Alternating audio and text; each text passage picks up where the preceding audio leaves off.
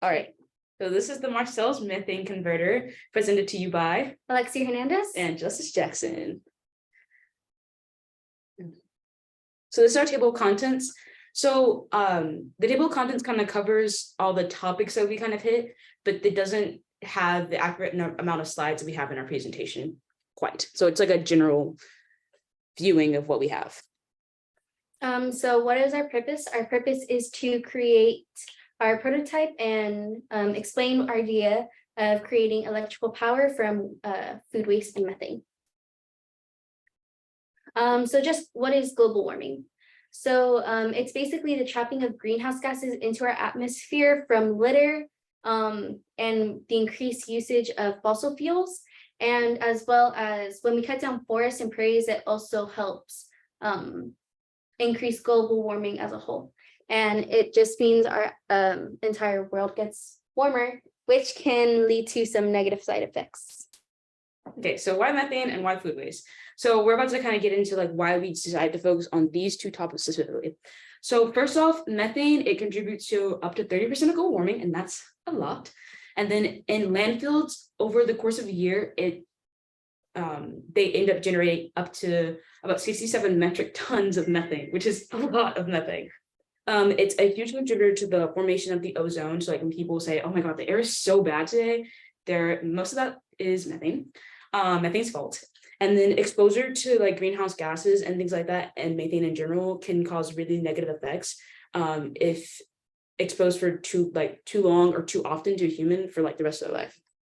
And food waste, every day, about a pound of food per person is wasted. And then over time, that kind of adds up. And the yearly average is about 119 billion pounds of food lost yearly. And this doesn't just affect our food waste, but it also wastes all the energy and resources that we use to package, sell, and transport that said food. And we're also throwing away more of our money. So our project, our idea is to create a small robot that'll go and collect the methane from these landfills. It's going to be covered by a zeolite clay because that is one of the more absorbent materials to collect the methane. Once it collects the methane, the robot itself will heat up the methane to convert it into electricity, and then it'll be converted, and then it could help power not only the plant that would help distribute out these little robots, but as well as nearby warehouses. And if this expands, it could help power houses and buildings too. So procedure for our overall project. So first we decided to define the project because this project could expand into multiple different areas. We decided that we wanted to go down and create ideas where we could generate electricity. And from there, we brainstormed different ideas for potential projects. We then came together to create a consensus on which project we would like to decide which project we decide to go with. So then we went to our building and testing. So we built and tested our prototype model. We then evaluated the situation, whether our prototype worked to our satisfaction, which it did, which is why we didn't decide to go back and change it. And then we presented our solution, which means we worked on the formal report and making sure that we had all of our, we gathered all our evidence and necessary receipts. All right, so our procedure for building is our first step was kind of, once we figured out what we wanted to do, we kind of we gathered a list, we made a list of supplies, and then a list of places we wanted to go to get said supplies. And then once we received our gift card from the YWLA and sponsors, thank you, we went on a little shopping spree, and we got all of our pieces together and started building. So the first thing we did was we painted what would represent our robot body, which was made out of styrofoam, because via our research, it said that like clay kind of sticks better to something once it has some kind of coat like glue or paint. And at the time, which meant we didn't have to spend money on this, we had the most access to paint.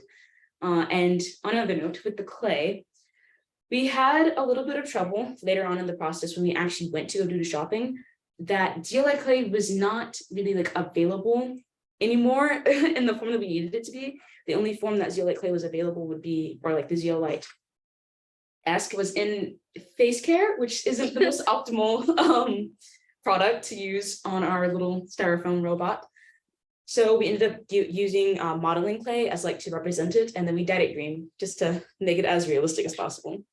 And then we ended up buying like our materials for the circuit because we kind of overthought this part as well for the circuit. So we ended up buying like two flashlights and a like toy car that we ended up taking apart and taking out the aspect or that part of the car was a circuit. And so we kind of used that, and it was a process. But testing the model kind of happened in multiple different like phases. So the first thing was like making sure that our clay could stick to our styrofoam, and then like the general like setup, I guess, or format that we wanted our plant to be in.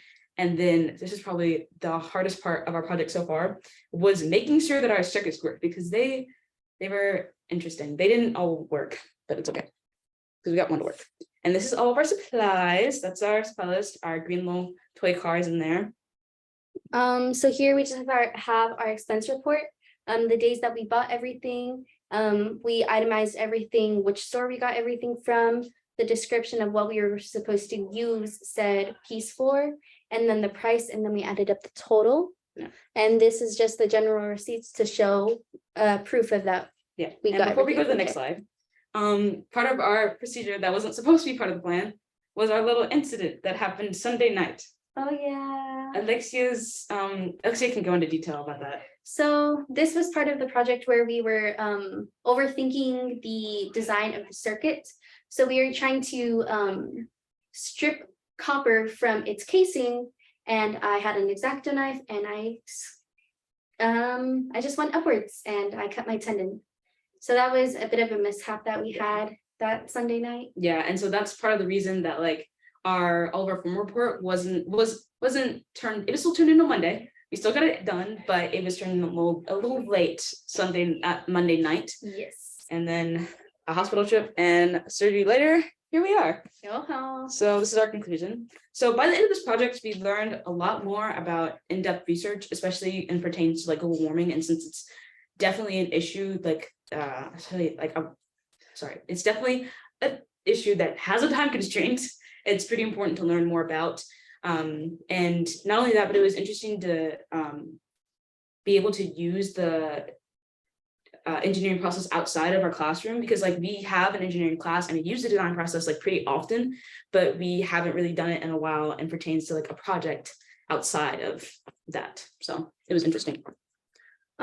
So thank you to our YWLA sponsors and donors for making the project possible and allowing us to be able to explore the environmental science field in depth. So here, and thank you to the STEM leads for Ms. Price and everyone who was able to help us make sure that we took responsibility of this project and kept track of our deadlines and helped us go through all the paperwork. We really appreciate all your hard work and patience with us. The enormous amount of patience. We are difficult sometimes. And this is to, I thank you to our expert, which is the only one of 3 people that we were able to reach out to for responding to our email. Now, unfortunately, she did respond like yesterday. So the only times that she's really available to meet will be a couple of days before the competition. So by then we'll kind of have her response and more information about her and how she will end up helping us with our product. And these are all citations of our websites and that we use to do our research and stuff like that. So thank you. Do you guys have any questions? Yeah. And that, I believe that is all.